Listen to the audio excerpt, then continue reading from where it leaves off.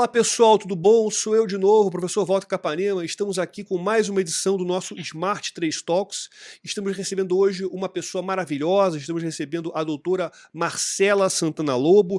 Ela é juíza da Terceira Vara Criminal de Caxias, né, com competência para julgar os crimes contra a violência doméstica contra a mulher e a criança e adolescente. Ela cursa o mestrado da Infam sobre Direito e Sistema de Justiça e é uma grande especialista nesse tema que nós vamos começar sobre hoje, que tem a ver com a violência doméstica na internet. Doutora Marcela, muito obrigado pela sua presença, é um grande prazer recebê-la aqui com a gente. Muito obrigada pelo convite, é um prazer estar com vocês. Marcela, o que seria essa violência doméstica? Quando a gente entende violência doméstica, como é que a gente pode conceituar a violência doméstica?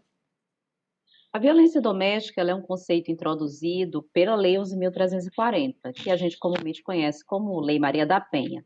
E ela tem um histórico muito interessante, ela se conecta a vários instrumentos internacionais, dos quais o Brasil é signatário, e ela trata ali de uma forma bem minuciosa sobre as espécies de violência. Então, nós temos violência física, a violência psicológica, a violência patrimonial, a violência sexual, como possibilidades de violência que podem ser praticadas contra a mulher. E a violência moral, tinha esquecido de falar dela também. Então, são as 5 espécies de violência descritas no artigo 7º da Lei 11.340.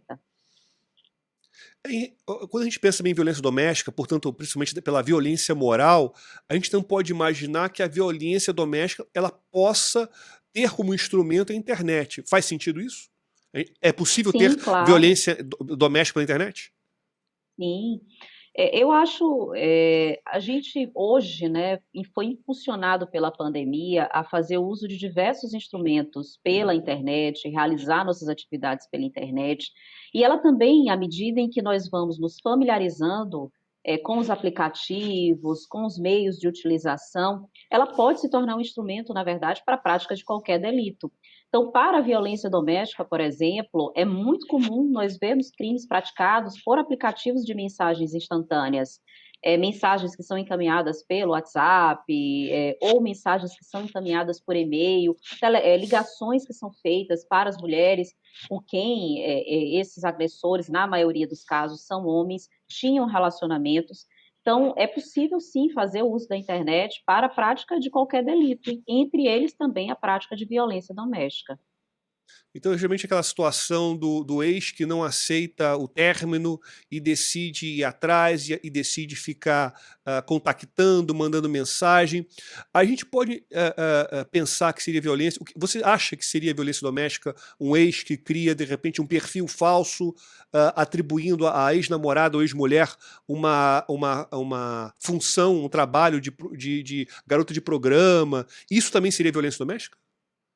Sim, inclusive, eu já tive a oportunidade de julgar um processo, né, de me deparar com um processo em que havia, por exemplo, uma conduta praticada pelo réu de espalhar fotografias da ex-namorada, da mulher com quem ele mantinha um relacionamento, e justamente fazendo esse tipo de imputação de que ela tinha, né, de que ela era garota de programa, e isso circulou em diversos grupos de WhatsApp. Eu já tive, por exemplo, situações da criação de grupos de WhatsApp, cuja finalidade era falar também da ex-namorada, né, Meu da mulher com Deus. quem se mantinha o relacionamento, com vários homens, inclusive com fotografias dela, dele, né, do órgão sexual dele, enfim, né, com uma série de imputações. Então, essas condutas, principalmente, né, por esses aplicativos de mensagem instantânea, que têm essa popularização, eles são mais comuns. A criação de perfis falsos, até talvez pela ainda não a criatividade ainda limitada, e eles não são tão comuns, pelo menos eu não me deparei tanto com eles. Mas é possível e certamente em pouco tempo a gente vai se deparar com esse tipo de situação. Criações de perfis no Instagram, no Facebook, no Tinder, né, envolvendo fotografias dessas namoradas, ex-mulheres.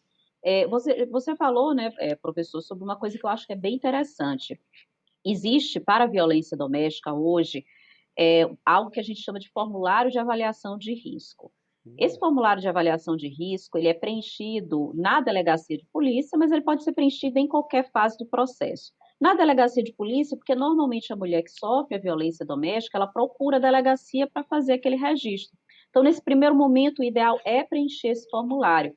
E entre, né, as perguntas desse formulário, uma delas diz respeito a esse término recente do relacionamento. O término recente do relacionamento é considerado um fator de risco para a violência doméstica. Em muitos casos, né, a gente está tratando aqui primordialmente da violência moral, da violência psicológica, que a gente está falando da internet como meio. Mas esse também é um fator de risco para outros tipos de violência, como a violência física, ou mesmo, né, como um gatilho para uma tentativa de feminicídio ou um feminicídio.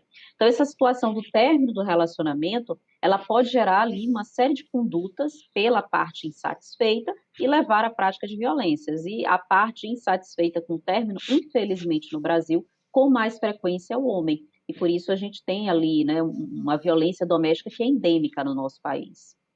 Uma coisa que eu acho interessante aqui, pegando na sua fala e refletindo, eu estava pensando aqui o seguinte: é, nós estamos aqui vendo uma quantidade muito grande, né, de condutas de violência doméstica que são praticadas pela internet. E uma parte considerável é de expor a intimidade da mulher vítima, não é isso? Agora eu vi uma reflexão.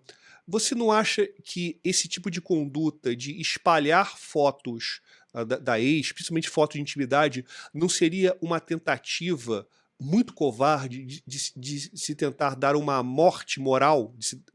Ou seja, já que você não é minha, não pode ser minha, não pode ser de ninguém. Ou seja, aquele criminoso que é covarde e ele não aceita que o término, olha, já que você não é minha, então você é de ninguém. Eu vou colocar as suas fotos de nudez, de sexo na internet, para que outros homens, quando virem essas fotos, não tenham interesse em você, porque vão achar que você é uma perdida, não vale nada.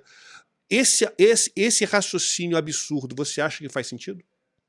Sim, claro. Quando a gente estuda a violência doméstica e quando a gente estuda as origens dessas distinções que são colocadas, né, nas vivências e nas experiências sociais de homens e mulheres, um conceito que ele é muito conectado diz respeito a essa opressão, né, de um gênero em relação ao outro. E essa opressão ela é normalmente conectada à dominação sexual. Quando a gente pensa, né, quando a gente faz esse resgate histórico, a gente verifica que durante muito tempo a ideia de existência da mulher na sociedade era a ideia de satisfação do homem, né? Seja a satisfação do pai, né, obedecendo, seja a satisfação do marido. Tanto é que, se a gente faz um resgate legislativo a respeito, por exemplo, do estupro marital, nós vamos ver que apenas recentemente, em termos históricos, isso restou de fato tipificado. Durante muito tempo existiu uma ideia de um débito conjugal, Exato. né, de que alguém precisava se submeter dentro daquela relação. E quem é esse alguém que se submete? Na maioria das vezes são as mulheres, né? Dificilmente a gente vai considerar, né? Claro, existe a possibilidade, tanto é que hoje quando a gente pensa no 217A, no 213, a gente vê que os tipos penais que estruturam o estupro são tipos penais abertos e que permitem que a vítima seja tanto homem quanto mulher. Mas quando a gente fala de experiências dentro de uma relação, né, uma relação conjugal, uma relação amorosa, na maioria dos casos, na esmagadora maioria dos casos, é a mulher que acaba sendo submetida pela força ou pela própria cultura. Então, nós temos, quando a mulher, por exemplo, pensa em se separar, sair de um relacionamento abusivo, existe um peso cultural muito grande, que é de dizer a ela que ela não pode sair, que ela não pode deixar a família, que aquele homem é um bom pai, ou que ele é um bom marido, ou que ele lhe dá tudo. Então, dentro desse discurso, né, existe ali um discurso que é de dominação, que é um discurso de submissão. E quando a gente fala, por exemplo, em espalhar fotos pela internet, em plantar notícias, né, a respeito da moralidade, da conduta, da dignidade sexual daquela mulher, é uma forma também de exercer essa opressão, é uma forma de exercer essa dominação. E é exatamente isso que tu disseste. É uma maneira de dizer, olha, você não aceita ser minha, você não aceita se submeter, então ninguém mais vai te querer. Eu vou te lançar uma marca, as pessoas vão te julgar por essa marca, porque veja bem, a gente está discutindo sexualidade, né? A maioria das pessoas vai ter uma experiência sexual, esperamos que essa experiência sexual seja consentida na maioridade, informada, e não há erro nenhum em relação a isso. Mas a cultura brasileira, ela é uma cultura tão machista e tão retrógrada que isso é visto como um aspecto negativo. E é sim uma morte moral. É uma tentativa de impor a essa mulher uma morte moral. E é interessante a gente perceber, portanto, que há dois pesos e duas medidas. E você percebe muito Sim, isso naquele famoso caso da Cicarelli, né? A Cicarelli, uma apresentadora, modelo famosa, esteve numa praia, acho que em Ibiza, né, com o namorado e fez sexo na praia. E fez sexo no mar, tinha lá um paparazzo com uma câmera teleobjetiva gigantesca, conseguiu filmar tudo. O interessante foi justamente a repercussão desse acontecimento. É claro que a Cicarelli era muito mais famosa do que o namorado, e o namorado era um rapaz rico. O que é interessante é que a Cicarelli foi vista como uma pessoa, uma mulher perdida, uma pessoa de à baixa, toa. uma toa, e o rapaz era Uhum. quase como se estivesse numa inexigibilidade Um com vida herói. diversa. Não, cara, o cara pegou a Cicarelli. Então, Na praia. na praia, né? Ele foi um herói, enquanto que ela foi vista como a perdida, e eu diria para você que esse ato eu acho que acabou com a carreira dela. O rapaz seguiu incólume, namorou uma outra lá, Ninguém casou nem e tá sabe, feliz. né? Assim, ninguém nem lembra o nome Ninguém dele. nem mais lembra dele. Você não acha que realmente a gente tem dois pesos e duas medidas em relação a isso? Temos, assim, quando a gente fala de estudos de gênero, que é um dos temas que hoje eu investigo no mestrado, e que tem uma conexão, né? O meu objeto de estudo diz respeito à violência doméstica, mas a violência doméstica ela perpassa sobre essas questões de gênero. E é importante que a gente tenha essa compreensão, né? A maneira como a sociedade julga as mulheres é muito mais dolorosa e muito mais rígida do que o julgamento imposto pelos homens, né? Do que aquele julgamento que os homens sofrem e no mesmo conceito. E eu cito aqui um exemplo, que é um exemplo muito recorrente da minha competência, infelizmente acontece com muita frequência, que diz respeito ao estupro de vulnerável. A gente tem um número de casos gigantescos que tratam de que meninas, né, entre 12 e 13 anos, ou menores, né, do que isso, que são vítimas de estupro, né? O estupro, a idade legal para o consentimento sexual no Brasil é 14 anos. Antes disso, é considerado estupro de qualquer forma. E mesmo sendo estupro, mesmo tendo essa consciência da minoridade, as meninas são julgadas, né? Várias pessoas vão até, e eu já chamei atenção algumas vezes a respeito disso, vão até o fórum para dizer: ah, mas ela tem um comportamento libertino, ela se ofereceu, ela andava de roupa curta, uma menina de 12 anos, né, andando de roupa curta. Quando a gente fala de meninos, né, que também são vítimas de violência sexual, podem ser vítimas de violência sexual, inclusive por mulheres maiores de 18 anos, a gente quase não tem casos, né? Assim, eu particularmente eu trabalho, eu sou juíza há quase 12 anos, eu nunca peguei nenhum caso de um menino que tivesse sido estuprado por uma mulher. Eu já peguei casos de meninos estuprados por homens, porque aí também tem um estigma, né, da sexualidade que se considera inadequada, né, que seria o homossexualismo. Mas, assim, a gente associa muito o exercício de uma sexualidade livre como algo negativo para a mulher e positivo para o homem, né? Para o homem ela é estimulada, para a mulher existe uma condenação social. A mulher que faz isso, ela é uma mulher perdida, ela é uma mulher que não tem moralidade, é uma mulher inadequada para ser mãe, para ser esposa. Nós ainda estamos imbuídos fortemente desse conceito. E aí eu trago aqui uma reflexão a respeito de uma palestra, né, que foi feita numa palestra que eu ouvi há uns 2, 3 anos a respeito da pornografia de vingança, e que dizia que a forma de exercício da sexualidade da juventude de hoje passa também por esses meios virtuais. Né? A gente, talvez, que cresceu numa realidade diferente, não esteja acostumado a mandar nudes ou ter algumas conversas, mas os jovens de hoje fazem isso com mais naturalidade, fazem isso com mais tranquilidade. Então, essa é uma compreensão até cultural que a gente precisa absorver, até para fazer julgamentos isentos desse peso moral. Então, a menina que faz isso, a adolescente, né, a jovem mulher, o jovem rapaz, ele não é uma pessoa perdida, não é um comportamento inadequado. Inadequado é quem rompeu o vínculo de confiança e, eventualmente, colocou essas fotos em grupos, colocou essas fotos nas redes. Então, é preciso que a gente delimite muito isso e lute até assim, contra esse machismo, né, contra esses ensinamentos que são implantados, né, que são inseminados em nós desde a nossa infância, para que a gente possa combatê-los, para que a gente possa ter uma vivência que é uma vivência mais própria, né, desse século XXI do que do século XX. Não, é sempre bom conversar com você, que a gente sempre aprende e vai e vendo você falar, ouvindo você falar, vão surgindo reflexões.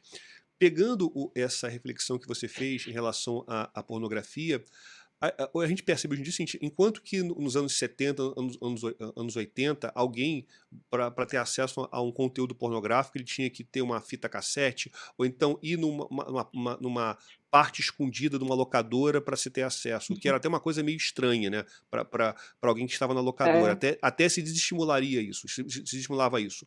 Agora, talvez a ideia fosse essa. talvez a ideia até fosse essa.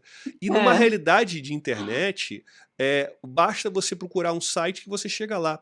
Você não acha que a cultura, que o nude não é o nude, que talvez seja a declaração de amor da nossa realidade, ele não seria, ele não surgiria, não, ele surgiria por ser, pelo fato da pornografia ser mais acessível? Você acha que o nude, ele existe porque a pornografia é mais acessível? Eu acho que tu delimitaste uma coisa que é muito interessante, né? Quando a gente pensa na evolução social, essa década de 70, né, ela é um marco muito interessante. E às vezes a gente pensa que isso está muito longe de nós, mas em termos históricos foi ontem, Exato. né? Então ontem a gente teve uma revolução sexual. Ontem as mulheres começaram a tomar posse de seu corpo. Porque a revolução sexual, o feminismo, quando a gente começa a estudar, a gente percebe que tem uma relação ela é muito forte com a liberdade, com a liberdade que a mulher queria ter de participar da vida política. E a gente tem aquele primeiro momento lá com as sufragistas desejando, né, o direito a voto. Lembrando também que as mulheres votam há menos de 100 anos. Então, eu acho que são marcos que a gente precisa interiorizar. Isso aconteceu ontem, na verdade. E com a década de 70 e o advento do anticoncepcional, as mulheres passaram a tomar posse do seu corpo, então elas começaram a ter mais liberdade para decidir quando elas queriam engravidar, quando o sexo poderia ser apenas por diversão e não por uma, entre aspas, obrigação de procriação. E aí a gente tem aí várias etapas, né, de lutas de movimentos de mulheres, lutas por direitos das mulheres, que culminaram em 2006 com a Lei Maria da Penha, porque a Lei Maria da Penha também vem ali de um processo de advocacy desses grupos de mulheres. Né? A gente tem, inclusive, tem um podcast muito interessante que fala sobre a presença de grupos feministas na luta por direitos de mulheres, que é aquele Praia dos Ossos, que trata Muito, ali dessa luta de muito bom. mulheres para que a punição do feminicídio de fato acontecesse. Na época era tipificado apenas como homicídio. Mas eu acho que a gente vem com um processo de resgate dessa noção de que a sexualidade é algo natural. E que com o passar do tempo, né, com a estruturação do Estado, com a estruturação da igreja, com uma grande influência do público sobre o privado, isso passou a ser rotulado de forma negativa. Quando a gente faz também nessa viagem histórica lá para a época da Inquisição, a gente vê um número maior de mulheres punidas, porque talvez elas fossem mais arredias a esses comandos da igreja, aos comandos do Estado.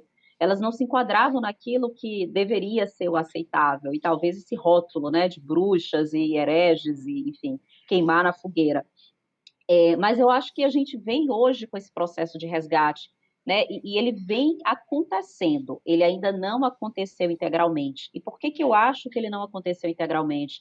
Porque apesar da gente sair, né, daquele cantinho escuro da locadora e poder acessar, né, a internet com maior facilidade, a pornografia também hoje ainda é, né, uma exemplificação da submissão, né, da mulher ao homem. Quando a gente olha a pornografia, né, quando você vê ali a pornografia, ela é algo construído majoritariamente para homens assistirem. E isso até é algo que merece uma reflexão, porque muitos jovens se alimentam desses vídeos, se alimentam dessa realidade, imaginando que aquilo ali é um sexo normal, entre Exato. aspas, e a relação sexual ela não é daquele jeito, né? Uhum. Aquilo ali é uma encenação, aquilo ali é, né, uma peça, né, de ficção. Então, eu acho que a gente precisa falar mais, com maior naturalidade sobre a sexualidade, para que a gente possa atingir esse jovem que vai lá na internet, digita né, um endereço, acessa aquele site, assiste aquilo ali, para que ele não ache que aquilo ali é um reflexo da realidade e alguém precisa instruí-lo. Eu acho que a gente precisa, né, chegar talvez a um ponto de equilíbrio, onde nem seja, né, a pornografia e nem tanto o puritanismo, onde o sexo possa ser tratado de uma forma mais natural. e onde a gente possa se livrar desses rótulos. Eu acho isso importante até sob uma perspectiva de proteção da criança e do adolescente em sua dignidade sexual, evitar que eles estejam expostos a predadores na internet, evitar que eles, né, sofram esse tipo de influência, que eles possam se sentir mais à vontade para conversar com seus pais e que as mulheres também se sintam mais à vontade sempre que a sua sexualidade for violada. E assim, sempre que a gente fala de dignidade sexual, a gente tem uma série de dificuldades, inclusive em relação à prova. Como você prova isso, né? Na internet, talvez a gente tenha ali algo mais positivo, porque essa prova é viável. Embora a gente tenha dificuldades técnicas, né? Você tem como rastrear, você tem como, né, garantir alguma fidedignidade na coleta daquela prova. Marcela, Mas quando a gente fala de. desculpa interromper. Qual a Diga. dificuldade técnica que você veria nessa questão das provas na internet? Eu acho que, de um modo geral, o Estado brasileiro ele é pouco equipado para lidar com esse tipo de demanda. A gente ainda tem, primeiro, né, muito importante a gente dizer isso, né, o processo penal brasileiro, apesar da gente ter, né, uma relação de provas previstas no Código de Processo Penal, ele é alicerçado majoritariamente em provas testemunhais. Então, se você pegar os processos, você vai ver que tem lá, né, discussões sobre a prova, mas uma prova técnica, ela dificilmente é produzida. E o que eu chamo de prova técnica? Sendo assim, bem sucinta e bem rasteira até. A gente não tem coleta de digitais, a gente não tem uma cadeia de custódia bem feita, a gente não tem uma perícia adequada em equipamentos eletrônicos, né? Enfim, em celulares, em computadores, notebooks. Talvez a gente tenha isso em operações policiais que são mais complexas, né? Quando a gente pensa, por exemplo, em operações para desmonte de estruturas de corrupção, para operações, né, que tratam de crimes contra a administração pública, improbidade administrativa, mas na realidade, assim, do dia a dia, né, quando a gente fala de um furto, de um roubo, de uma violência doméstica, a gente dificilmente tem provas que são provas técnicas produzidas em sua integralidade, ou a gente não tem todas as provas que poderiam ser produzidas. Então, quando a gente fala, por exemplo, né, de prova de diálogos havidos na internet, né, o sujeito mandou uma mensagem para a mulher, né, ameaçando-a, enfim, dizendo que vou te matar, ou vou colocar fogo na casa, que isso é muito comum, infelizmente, né, são ameaças muito comuns. O que a gente não tem? A gente não tem, por exemplo, uma extração desses dados, a gente não tem uma verificação dessa prova, a gente tem às vezes um print, mas esse print também, ele não, assim, ó, é um print feito de forma extremamente artesanal. Marcelo, uma questão que a gente sempre traz quando recebemos um magistrado ou uma magistrada. Como é que você vê o print? O print é prova? O print é um mero aborrecimento? Como é que você vê o print? Normalmente, eu vejo como uma prova documental. Então, ela vai ser submetida ao contraditório, da mesma forma. Se o requerido não nega, né, o réu não nega aquele print, a gente já tem ali uma evidência de sua ocorrência. Mas o print como uma prova isolada, vamos imaginar que o réu que foi citado e sumiu, né, um 366 do CPP, ou então uma prova que ele nega, né? Vamos dizer assim, não, eu não escrevi isso daí, eu nunca falei isso, né? Não aconteceu comigo até hoje, até porque eu tenho poucos prints, o que me leva, né, a essa noção de que a prova técnica no Brasil ela é feita de uma forma muito limitada. Mas se acontecesse uma situação como essa, a gente se depararia com um problema sério, né? Como comprovar a veracidade daquela conversa, né? Daquele diálogo, daquele print? E aí a gente precisaria recorrer a outros mecanismos. E esbarra nisso que a gente estava dialogando, né? A gente tem pouca disponibilidade disso dentro dos laboratórios, né? Dentro da perícia forense realizada pela polícia. Eu nunca vi trazido, assim, que tenham apresentado isso aos autos, e eu também não sei dizer se o Ministério Público se desincumbiria dessa prova satisfatoriamente, já que é essa a função dele. Então, provavelmente, num contexto como esse, né, a solução seria a absolvição, se essa fosse a prova única, vamos dizer assim, né? Seria absolver o réu, porque a gente não tem outros elementos, né? Então, tudo depende muito de como ele lê aquele diálogo e se ele reconhece ou não, ele mesmo, né, como réu, se ele reconhece a veracidade daquilo que está lançado no processo enquanto documento.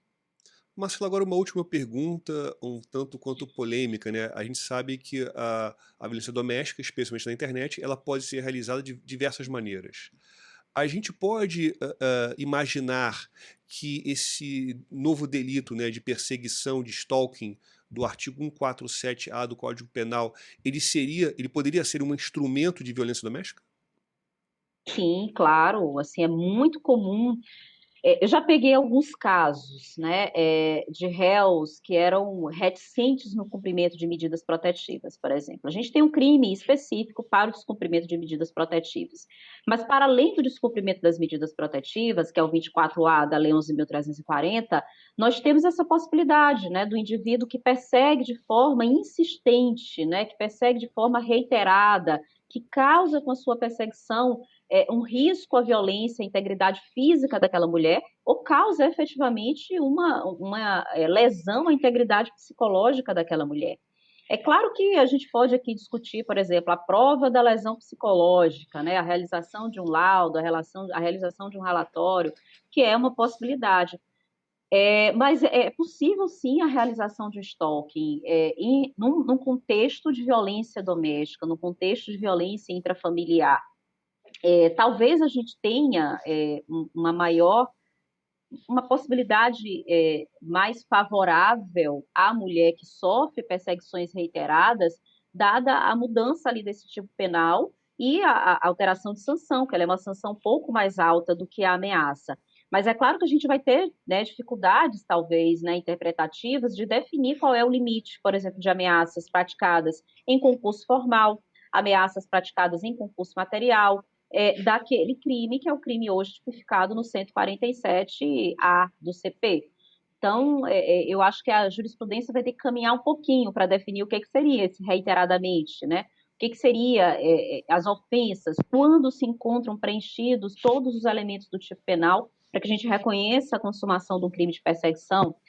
Mas, de qualquer maneira, pelo menos para essas mulheres que sofrem reiteradamente essas aproximações, ou sofrem reiteradamente mensagens encaminhadas por esses companheiros, namorados, ex-maridos, enfim, né, homens com quem elas tiveram, ou mulheres, né, com quem elas tiveram uma relação íntima de afeto, já é um alívio, né? É claro que a gente vai precisar ali de um certo tempinho para ajustes, né, ajustes interpretativos. E deixo já registrado, né, que eu acredito, penso que é fundamental a alteração do crime de ameaça. Ele é um crime que acontece com uma frequência gigantesca, né, a ameaça e a lesão corporal, né, do 129, parágrafo 9º, são os crimes que mais atingem as mulheres, né, em situação de violência doméstica, e, no entanto, é um crime apenado com uma pena muito insignificante, que é uma pena de 1 mês a 6 meses de detenção.